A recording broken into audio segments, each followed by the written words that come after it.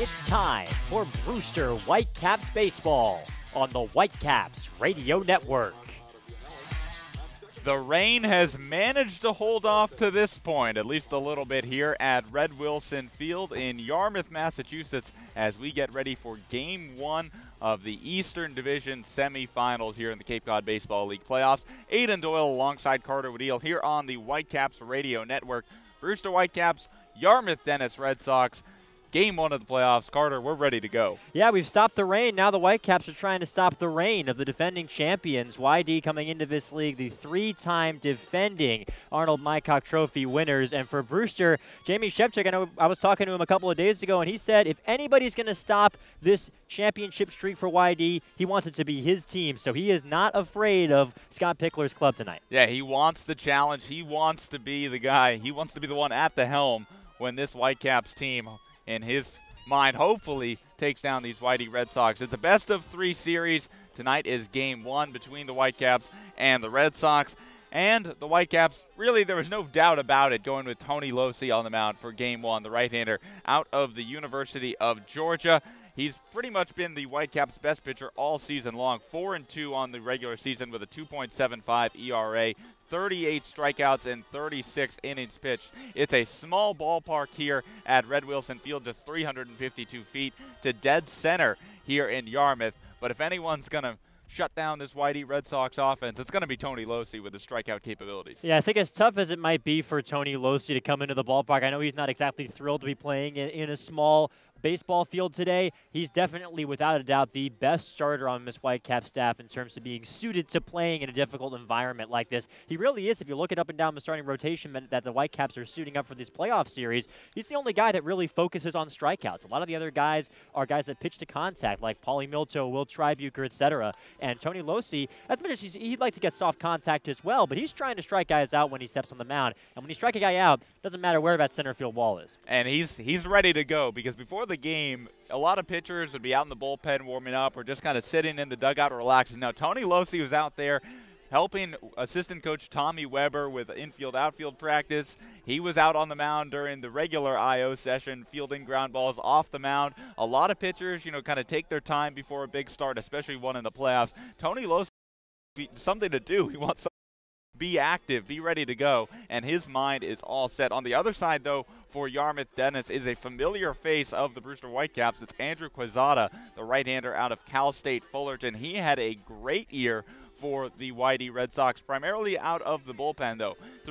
Made 7 appearances, just one of them a start. Went 4-0 with a 1.5 ERA, struck out 17 in 18 innings pitched, and he faced these Brewster Whitecaps twice. Most recently, just under a week ago, it's actually a week ago, July 29th, the Brewster Whitecaps and the Whitey Red Sox faced off at Stony Brook Field. Quezada went 6 innings, allowed just 4 hits, no runs, struck out 6. He really shut down this Whitecap squad. Yeah, I remember when Andrew Quezada was starting that ball game, there was kind of a rumor going around that maybe Scott Pickler might want to include him in the playoff rotation. Nobody was really sure, and now he's the playoff ace for YD. He did a terrific job in that start. Now, granted, not all of Brewster's starters were in the game when he threw those 6 innings, but anytime you throw 6 innings of shutout ball against a playoff squad like Brewster, it was really a terrific performance for him, and I'm sure Scott Pickler will be counting on more of the same tonight. Yeah, with Chris Bubich being shut down, the left-hander out of Stanford, he was really the ace of this Red Sox staff all year long. In fact, won the Cape League Pitcher of the Year award, but he's no longer on this Red Sox squad, which is a bit of a good news for the Brewster Whitecaps, that they don't have to face the lefty out of Stanford. But as far as the lineup Quezada's facing, it'll be this for the Brewster Whitecaps. Let's let them introduce themselves, because frankly, who better to talk about the lineup than the Brewster Whitecaps? Nick Dunn, infield, University of Maryland. Chandler Taylor, University of Alabama, outfielder. Mickey Gasper, catcher, Bryant University. Hey, I'm Marty Casas, outfielder, University of Maryland. Michael Curry, designated hitter, the University of Georgia. Hunter Bishop, outfielder, Arizona State. Kyle Datris, infield, University of North Carolina. AJ Graffanino, shortstop for the University of Washington. Zach Gahagan, I play every position on the field except bench, the University of North Carolina. Tony Losey, right-handed pitcher, University of Georgia.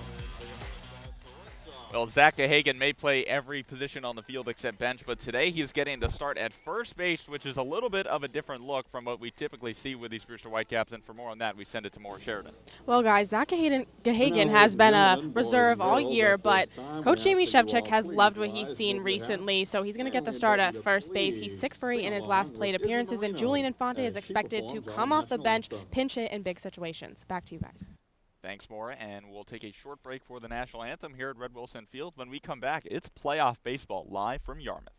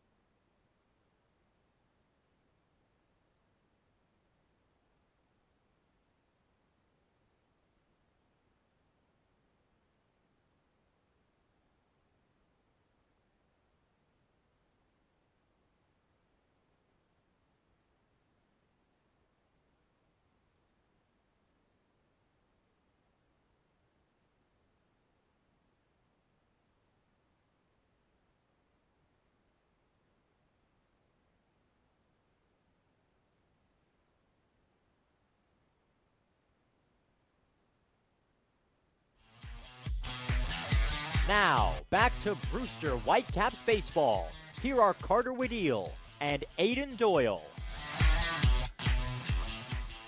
Here in Yarmouth, where the national anthem has been sung, the ceremonial first pitch has been tossed, and we are just about ready to get things underway here in Game 1 of this Eastern Division semifinals between the Whitey Red Sox and the Brewster Whitecaps. Carter, in the last regular season game, Game 44, the Whitecaps won a thriller 11-10 over the Harwich Mariners. The bats came alive. What do they got to do to carry that over here against the Whitey Red Sox? Well, they got to get timely hitting. They scored 11 runs in that ball game. 10 of them came in with 2 men out. For Brewster, they really need to make sure they're taking advantage of those opportunities that they have in this game. I mean, this is a team, YD. Everybody in the Cape League knows that Scott Pickler is going to do everything that he can to win a ball game, no matter what the situation is. Playoffs, Game 44, Game 1, whatever it is. And so for Brewster, they have to take advantage of every opening that they can get from this very solid Whitey Red Sox team. They need to take advantage of opportunities. Yeah, it seems as though last few games of the season, the last week or so, these Whitecaps bats were certainly coming alive. Guys like Nick Dunn, Mickey Gasper was kind of breaking out of his week-long slump. Marty Costas was swinging a hot bat as well. We even saw Michael Curry go deep there in game number 44. So it's got to be a lot of positives for Coach Shevchik and this Whitecaps lineup going here into game 1. A lot of the offense trending upwards as Nick Dunn stepping up into the batter's box, and we are just about ready to get things underway. We'll get you set on the umpires here today. a bit of a change from what we typically see. There is an extra umpire. It's Joe Caracco behind home plate, Mark Ottavianelli at first base, Larry Rosenberg at second, and Jim Fonseca at third as Nick Dunn, first pitch swinging, lifts one foul over the third base dugout and out of play. 0-1 now the count on Nick Dunn. The second baseman out of the University of Maryland for the Whitecaps had a great year for Brewster, 333 in 39 games, including at one point a 17-game hitting streak as he fouls off the 0-1 pitch back to the backstop. Now 0-2 on Dunn. Got off to a bit of a slow start this season for Brewster. The second-year Whitecap was actually last year's Offensive Player of the Year for the Whitecaps as he takes a fastball down and away for ball one. 1-2 now the count.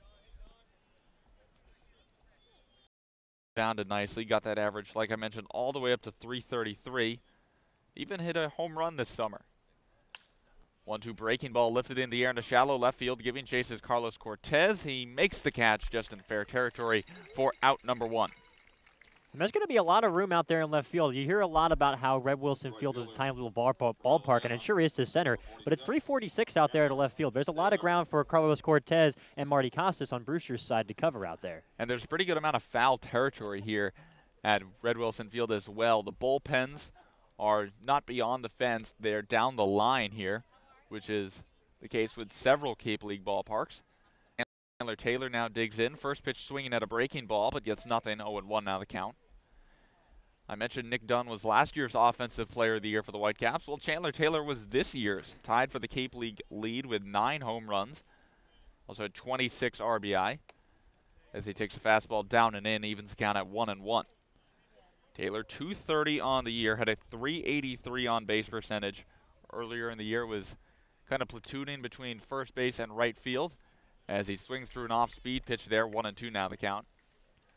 Then once Julian Infante arrived from the College Home Run Derby, really kind of solidified himself as the team's primary right fielder, while Infante held down first base. Cusano looking in, and the 1-2 pitch. Goes back to the breaking ball, but Taylor lays off it as this one bounces in the dirt. Count levels at 2-2. Taylor, the right fielder out of the University of Alabama. Mentioned he solidified right field. Also kind of found a hole in the number 2 spot in this Whitecaps lineup. 2-2 the count. And the pitch. Breaking ball, cut on and missed. Taylor down swinging for out number 2. That's something Jamie Shevchik is going to want to see a little bit less of his team to try and keep rallies going. You want to avoid the strikeouts. Now, Chandler Taylor has always been a hit big and miss big kind of player, but up and down the lineup, I'm sure he'd like to see players putting the ball in play a little bit more over the course of his game. Just something to keep an eye on. And someone who does put the ball in play a lot is Mickey Gasper as he digs in now. 2 outs here in the top of the first inning as Gasper looks at a first pitch breaking ball downstairs for ball 1. Mickey was this year's team MVP and coach's captain award winner, to keep with the theme of Whitecaps awards. Now looks at a fastball on the outside part of the plate to even the count at 1-1. Gasper just all around had a great year for the Whitecaps, batted .305 on the season, hit 5 home runs, led the team with 30 RBI. So he checks his swing. They peel down to the third base umpire, says he did not go, as the fastball there missed outside. Now 2-1 on Gasper.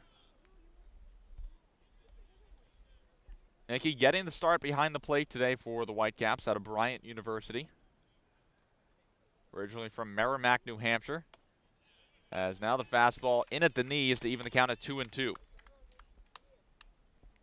Nicky also won this year's John Claffey Award, which is given annually to the Cape League player from New England, or the most outstanding Cape League player from New England, as he rips this one into right center field. That'll get down and bounce off the wall. Mickey's digging for 2. He'll get there easily as the throw in is cut off, and a stand-up double for Mickey Gasper with 2 outs here in the top of the first. And you mentioned they like to hit with 2 outs. At least they did the other day, Carter. That's a nice piece of hitting there by Mickey Gasper. Yep, and a big spot here now for Marty Costas to try and follow that up. Of course, Marty Costas has a big history of getting big clutch hits for Brewster as well. But not just with the timing of this in the inning, but also the kind of contact that we saw. I think you said it was a rocket, and I think that's appropriate because he really laced that one out to right field. Hard contact is going to be important. You mentioned Marty Costas digging in. Looks at a first pitch breaking ball in the dirt. Good stop there by Darren Trainer. 1-0 now the count on Costas. Marty, really a guy who has just been on fire over the last couple weeks of the season out of the University of Maryland. Righty-righty matchup as the 1-0 pitch. Fastball bounces off of Trainer and down the first base line, but no advance from Gasper. 2-0 now the count.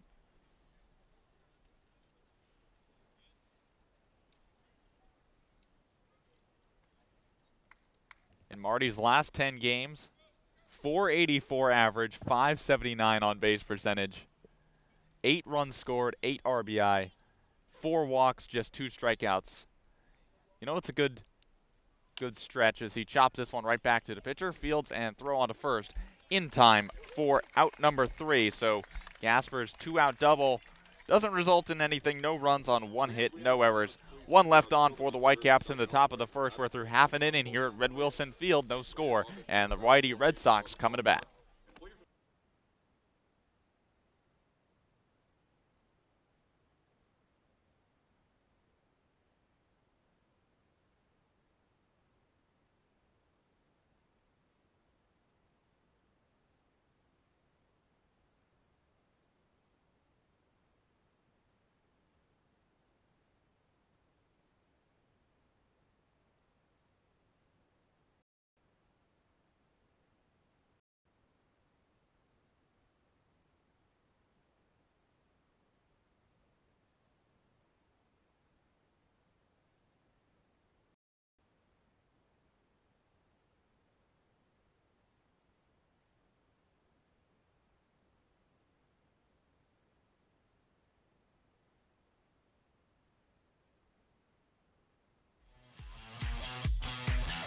Now, back to Brewster Whitecaps baseball.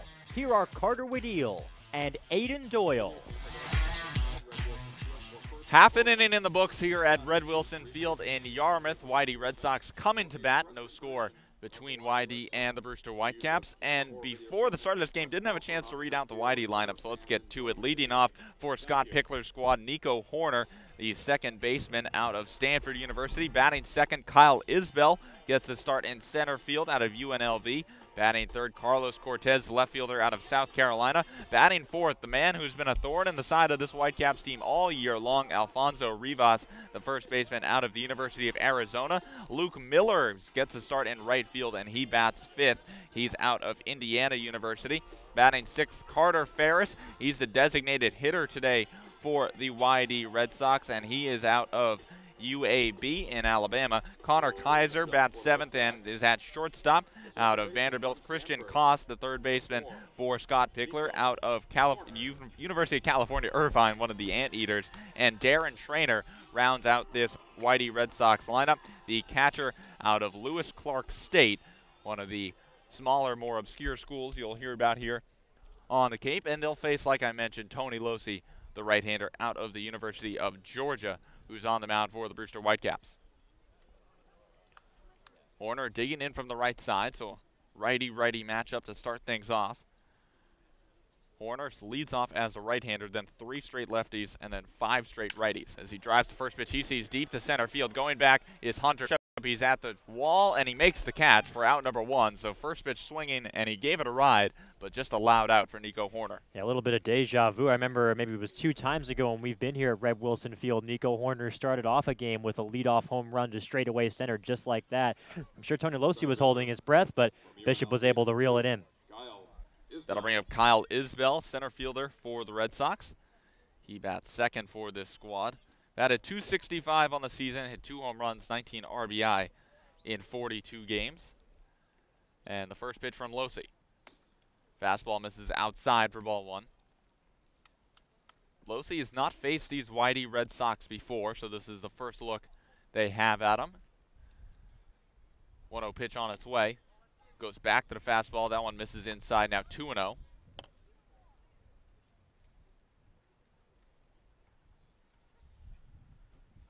Losi looking into Mickey Gasper. Gets what he wants through the windup and the 2-0 pitch. Fastball misses off the plate. Now 3-0. It's been Losi's issue so far this year has been just control, although he finds his own here, now 3-1. Certainly improved on it from his time with the Bulldogs this spring. His control's been much better on the Cape than it was down in Athens. 3-1 pitch, this one lifted in the air, down the right field line, but hooking foul and out of play, so the count runs full. I think it's important to point out that Losey's never faced YD before. For a guy like Losey, I think it's even more important since his best asset is his stuff on the mound, and YD hasn't seen it before this year. Payoff pitch from Losey. Fastball misses high, and Kyle Isbell works a walk. And so the Red Sox have a runner aboard with one down here in the bottom of the first. And considering the fact that this is a club that hasn't seen his stuff, it's more of an imperative, I think, for Losey to get in the strike zone. It's stuff they haven't seen before. If it's a pitch like that that stays up, it doesn't matter if you've seen the fastball before, if you've seen the movement, if you've seen the breaking ball. If you know it's a ball, you'll wait. And so with this terrific lineup, I mean, up and down, this YD lineup are tough guys to face. It'll be important for Tony Losey to keep the walks down, but he knows that. That's been a goal of his at every start that he's taken the mound for this year. He's certainly talked about it a lot, just commanding that fastball, setting things up. First pitch to Carlos Cortez, a fastball that misses off the plate for ball one. Cortez, the ever-dangerous number 3 hitter for these YD Red Sox. 268 in 42 games, but 21 runs scored, 37 hits, 5 doubles, 4 home runs, so 10 extra base hits on the year. Also stole 4 bases as the 1-0 fastball from Losey misses high, now 2-0.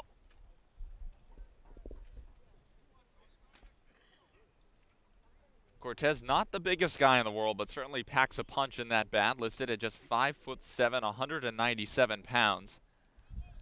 Plays his ball in Columbia, South Carolina for the Gamecocks. Runner goes as the 2-0 fastball is fouled back and out of play. Count moves to 2-1.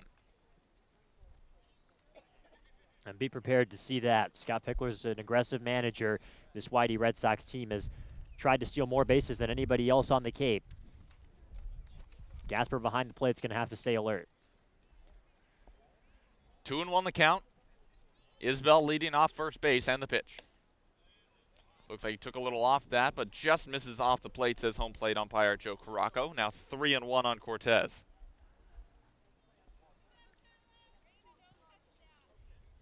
Three balls, 1 strike, 1 out. Bottom of the first inning. No score here at Red Wilson Field. Tony Losey on the mound for the Whitecaps. And the right-hander comes set.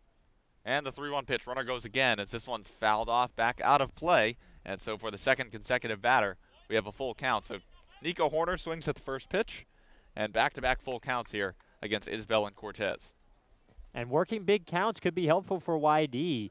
After Tony Losey, it's kind of a lot of question marks as to who Jamie Shevchik is going to go to in the bullpen. I'm sure chasing Losey early would be one of Scott Pickler's big objectives. Full count, 1 out, Losey set, and the payoff pitch. Fastball just misses down and away, and so back-to-back walks for the YD Red Sox as Alfonso Rivas steps in from the left side. And that's tough, and a good job here by Mickey Gasper to go out and talk to Tony Losey, who clearly was not happy with a few of the calls that Joe Caraco made behind the plate. But Losey has been nothing if not a battler so far this season. He'll be able to work through it. It's just a question of can he get back into that groove, because when Tony Losey has been on this year, when he's feeling it and getting that control, he's been a terrific pitcher. And it's going to be big for Jamie Shevchik's team to see if he can find that moxie today. And Losey, a pitcher who wears his emotions on his sleeve. You can tell how he's feeling out there. Obviously wanting to get that outside strike call from Joe Caraco, but so far unable to get it. Like I mentioned, Alfonso Rivas digging in now from the left side. First baseman out of Arizona. 276 on the year in 36 games. As he lines the first pitch, he sees to Zach Hagen, who catches on the fly, steps on first base. They caught Carlos Cortez too far off the bag, and so a 3 unassisted double play, and just like that, the Whitecaps are out of a little bit of a jam. And after 1 inning here at Red Wilson Field, no score between the Whitecaps and Red Sox. You're listening to playoff Brewster Whitecaps baseball here on the Brewster Whitecaps Radio Network.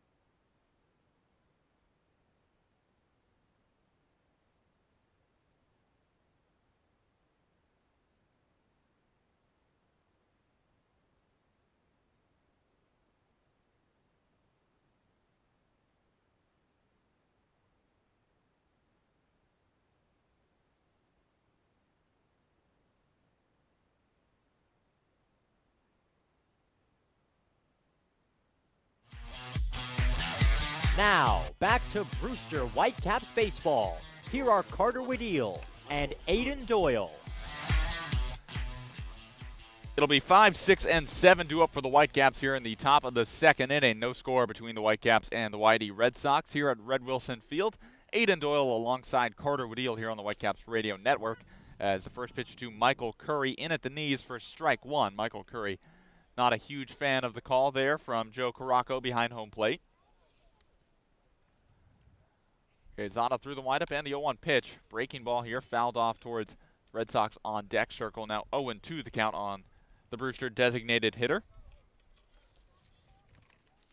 Curry in his last at-bat of the season, or of the regular season, homered to left field in game 44 just a couple days ago.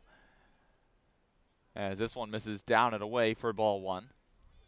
It was his second home run of the regular season. Did have one in the All-Star game, but doesn't count towards his season stats. 1-2 breaking ball. This one chopped towards third. Fielded on a short hop by Koss. Throw on the first in time. Nice play by the YD third baseman for out number one. And that was a terrific play over there by Koss. He's a guy who can play all around the diamond for Scott Pickler's team, but looking real natural right there. A tricky short hop play, as you said, Aiden, to get Curry. Yeah, last time we saw him, he's got the start in right field. That coming on July 30th here at Red Wilson Field. And then due to Scott Pickler's trademark late game defensive substitutions, moved to third base, which is where we see him today. As now the first pitch to Hunter Bishop. He tries to bunt, but this one bunted foul down the third base line. 0-1 now the count on the Brewster center fielder.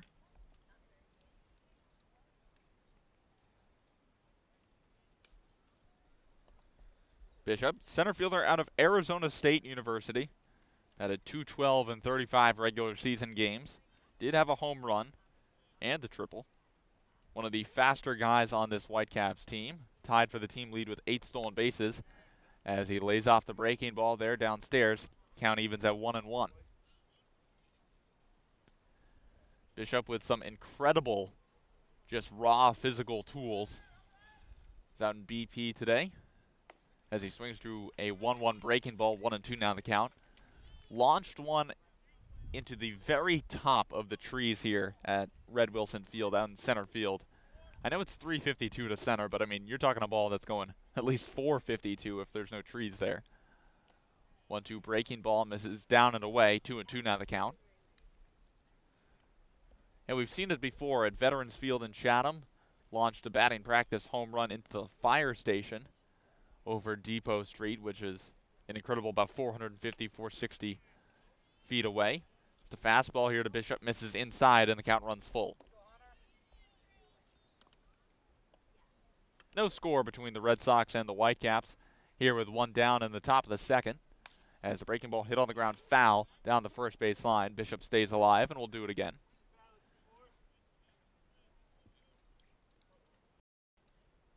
Kyle Datris waiting on deck for the Whitecaps. Wind blowing out to left field today in Yarmouth towards the left field foul pole as the payoff pitch. This one hit on the ground, fouled on the third base side. As a nice play by someone in the Whitey Red Sox bullpen. Looks like that was Brendan Nail. Fielded it and got a little bit of a hand from the Red Sox faithful down the third base side. Full count, 1 out, and the pitch. Fastball cut on and missed. Bishop chased that one upstairs, and there's 2 away here in the top of the second. That was an excellent fastball there from Andrew Cazada. That's the kind of pitch that stymied Brewster the first time that he faced these Whitecaps, and Hunter Bishop just swinging through it. That'll bring up Kyle Datris, third baseman today for the Whitecaps out of the University of North Carolina. 2 outs here in the top of the second inning. No score between these Whitecaps and the Red Sox. As Cazada looks into Trainer. And the first pitch, a breaking ball that misses down and away for ball 1.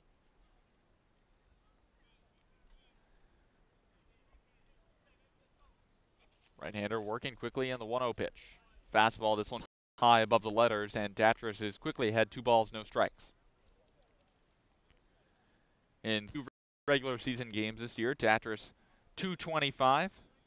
Did have a home run, 9 RBI, as the 2-0 pitch lifted in the air out towards right field. Moving in is Luke Miller, and he puts it away for out number 3. So the Whitecaps go down in order in the top of the second inning. No runs no hits, no out, or no errors, no one left on base. We've played an inning and a half here in Yarmouth, and still no score between the Whitecaps and the Red Sox.